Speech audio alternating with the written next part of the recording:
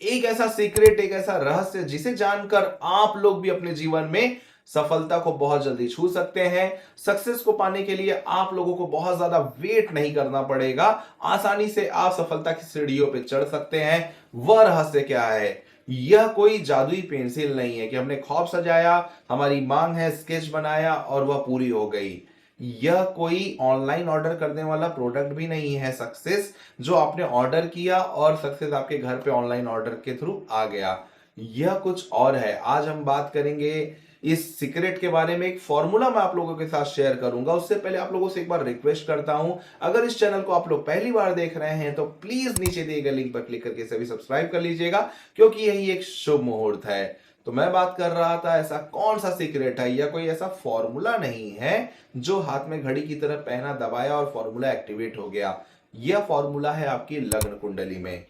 लग्न कुंडली ऐसा हथियार है जो आपको जीवन के कदम कदम पर, हर पड़ाव पे काम आता है, आपको अपने भविष्य के बारे में, अपने वर्तमान के बारे में जानने के लिए। तो आप लोगों को क्या करना है, सबसे पहले अपनी लग्न कुंडली ओपन कर लेनी है। लग्न कुंडली कैसे ओपन करें, हर वीडियो में मैं आप लोगों के साथ शेयर कर देता हूं, करता हूं और आज भी कर रहा हूं। क्या करना है, आप लोगों को गूगल में जाना है, ऑनलाइन कुंडली सॉफ्टवेयर डालिए, जो भी यूजर फ्रेंडली वेबसाइट आप लोगों को लगे वहां पे जाके अपनी बर्थ डिटेल फिल करिए। बर्थ डिटेल फिल करने के बाद जो लग्न पत्रिका, जिसे हम जन्म कुंडली भी कहते हैं, ओपन होगी, वही आपकी लग्न कुंडली कहलाती है। अब लग्न कुंडली अगर आप लोगों ने यहां तक ओपन कर ली है, तो इसके बाद क्या करना है, अब वह फॉर्मूला एक्टिवेट होने जा रहा है। वह फॉर्मूला आप लोगों के साथ शेयर करने जा रहा हूं। आप लोगों को देखना है कि जो प्लैनेट्स हैं, जो ग्रह हैं, वह किस राशि में बैठे हैं। 12 भाव हैं लग्न कुंडली में, 12 राशियां हैं। राशियां हो सकती हैं कि अलग अलग हो, जरूरी नहीं कि सबकी मेष लगन की कुंडली हो। किसी की वृषभ, मिथुन, कर्क, सिंह, कन्या, तुला, वृश्चिक, धनु, मकर, कुंभ, मीन, इनमें से किसी भी राशि की लग्न कुंडली हो सकती है आपकी। आपको यह देखना है कि कौन से लग्न की आपकी कुंडली है और ग्रह कहाँ बैठे हुए हैं, जो प्लैनेट्स है वह कहाँ बैठे हुए हैं। एग्जाम्पल के तौर पे क्या करना है, जैसे कि ये एक कुंडली है, उसमें चंद्रमा, चंद्रमा को देखना है वो किस राशि में बैठे हैं। अगर ये वृषभ राशि में बैठे हैं, एक एग्जाम्पल है, आपके चंद्रमा किसी और भी राशि में बैठ सकते हैं। अगर चंद्रमा वृषभ राशि में है तो हमें देखना है इसका डिस्पोजिटर कौन है। डिस्पोजिटर इसका होते हैं शुक्र देव। तो यह शुक्र की राशि में बैठे हैं, तो आज के फॉर्मूला का नाम है डिस्पोजिटर थियरी। तो चंद्रमा अगर वृषभ राशि में बैठे हैं, उसके स्वामी शुक्र हैं, तो हमें देखना है शुक्र किस राशि में बैठे हुए हैं। अगर शुक्र समझ लीजिए गुरु की धनु राशि में बैठे हुए हैं, धनु राशि के स्वामी बृहस्पति हैं, गुरु हैं, तो आप लोग एक पेन और पेपर ले लीजिए। आप लोग वहां पे लिखिए चंद्रमा। सबसे पहले आप चंद्रमा को देख रहे हैं तो वहां पे मून या चंद्रमा लिखिए। आगे आप लोग वीनस या शुक्र, दोनों एक ही हैं, इंग्लिश और हिंदी वर्जन है, तो वीनस या शुक्र लिखिए।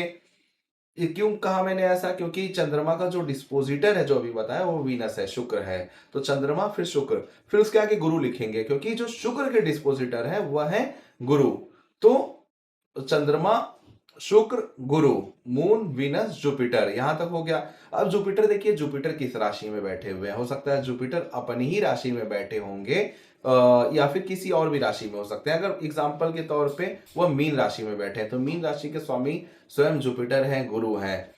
तो उसके आगे आप लोग वापस गुरु लिखेंगे, तो मून, वीनस, जुपिटर, फिर जुपिटर, क्योंकि जुपिटर लास्ट में अपनी राशि में बैठे हैं। अब दूसरा प्लेनेट उठा लीजिए, समझ लीजिए मंगल है। अब मंगल बैठे हैं चंद्रमा की राशि में, एग्जाम्पल है, मंगल चंद्रमा की राशि में बैठे हैं, तो मंगल के डिस्पोजिटर हो गए चंद्रमा।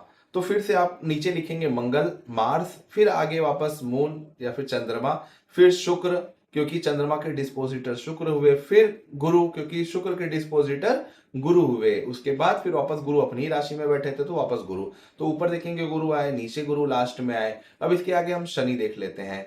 शनि हो सकता है मंगल की राशि में बैठे हो, तो शनि के डिस्पोजिटर हो गए मंगल, तो आपको फिर से लिखना है शनि, सैटर्न, फिर उसके आगे उसका डिस्पोजिटर कौन थे, मंगल, तो वहां पे मार्स, फिर उसके आगे उनका डिस्पोजिटर वो मून की राशि में बैठे थे, तो मून, फिर वही आपका स्ट्रिंग चलता जाएगा। मून के बाद फिर वीनस, वीनस के बाद फिर जुपिटर, फिर जुपिटर। एक चीज आप नोटिस कर रहे हैं कि जो जुपिटर है आपके कुंडली में बार बार रिपीट हो रहे हैं। तो आई थिंक आप लोग समझ रहे होंगे कि ये जो जुपिटर है, जब भी इनकी महादशा, अंतरदशा या प्रत्यंतर दशा आएगी, आपने नोटिस किया होगा या नहीं किया होगा, भविष्य में करिएगा, यह टाइम आपका सबसे खूबसूरत टाइम जाएगा। यह टाइम, इस टाइम में आप लोग जिस भी चीज को हाथ लगाएंगे, जहां पे आप लोग संघर्ष करेंगे, मेहनत करेंगे, वहां पे सफलता दौड़ के आपके पास आएगी, सक्सेस आएगी। अब आपको करना क्या है? अब आपको देखना है कि आपकी धनु राशि और मीन राशि कुंडली के किस भाव में आ रही है। अगर यह केंद्र या त्रिकोण में आ रही है, अगर त्रिकोण में आ रही है तब तो बहुत अच्छा है। केंद्र में अगर चौथे भाव में, दसम भाव में आ रही है, पहले भाव में अगर आ रही है त्रिकोण में, तब तो समझ लीजिए आप इनका येलो सफायर का जो पुखराज होता है, यह भी धारण कर सकते हैं। यह आप लोगों के लिए जीवन में बहुत फलित होगा। आप लोग गुरु की पूजा कर सकते हैं। गुरु में किसी भी गुरु को, समर्थ भगवान, साईं बाबा, गजानन महाराज, किसी भी, या फिर अपने गुरु की, लेकिन आप लोगों को गुरु की पूजा अवश्य करनी चाहिए। गुरु का कोई मंत्र आप लोग चैंट कर सकते हैं, विष्णु भगवान का कोई मंत्र चैंट कर सकते हैं, पूजा कर सकते हैं, जप कर सकते हैं। यह गुरु की पूजा की हुई, कृष्ण भगवान की पूजा की हुई, नारायण की पूजा की हुई, आप लोगों के जीवन में इतनी अच्छी ब्लेसिंग देकर जाएगी कि बड़े से बड़ा काम आप लोग यूं कर सकते हैं। आपके जीवन में सफलता यूं दस्तक दे सकती है, लेकिन आप लोगों को अपने उसी प्लेनेट को एक्टिवेट करना है। हो सकता है कि आपकी कुंडली में वह प्लेनेट मंगल हो जो बार बार रिपीट हो रहे हैं। जैसे मैंने डिस्पोजिटर थियरी का पूरा फॉर्मूला बताया, यह फॉर्मूला आप लोग सभी अपनी कुंडली में अप्लाई करिए और मुझे कमेंट करिए कि आपका जो लास्ट और प्लेनेट बार बार रिपीट हो रहा है वह कौन सा है। मंगल हो तो आपको हनुमान जी की पूजा बहुत शुभ रहेगी आपके लिए।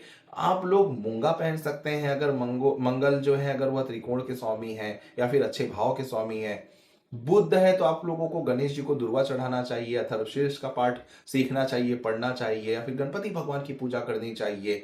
इसी तरीके से शुक्र है तो माता लक्ष्मी की, शनि है तो हनुमान जी, सूर्य है तब आप श्री राम भगवान की पूजा कर सकते हैं, सूर्य भगवान को जल दे सकते हैं, जल अर्पण कर सकते हैं। यह कुछ फॉर्मूला है जिसे करके आप अपने जीवन में तरक्की को, सफलता को बहुत आसानी से छू सकते हैं।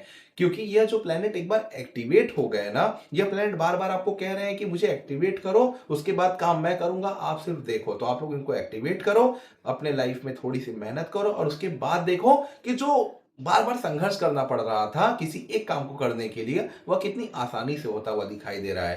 तो यह फॉर्मूला आप लोगों को कैसा लगा मुझे कमेंट जरूर करिएगा। साथ में अगर किसी नए टॉपिक पे आप लोग वीडियो चाहते हैं तो प्लीज मुझे बताइएगा, मैं कोशिश करूंगा आप लोगों को सही उत्तर देने के लिए। वैसे आपके रिपीटेड प्लेनेट कौन से हैं, या फिर उससे रिलेटेड कुछ और क्वेरी है आपकी, तो मुझे कमेंट करिए या मुझे व्हाट्सएप करिए, कॉल करिए, मैं जरूर आप लोगों को आंसर करूंगा। चलता हूं, हरिओम।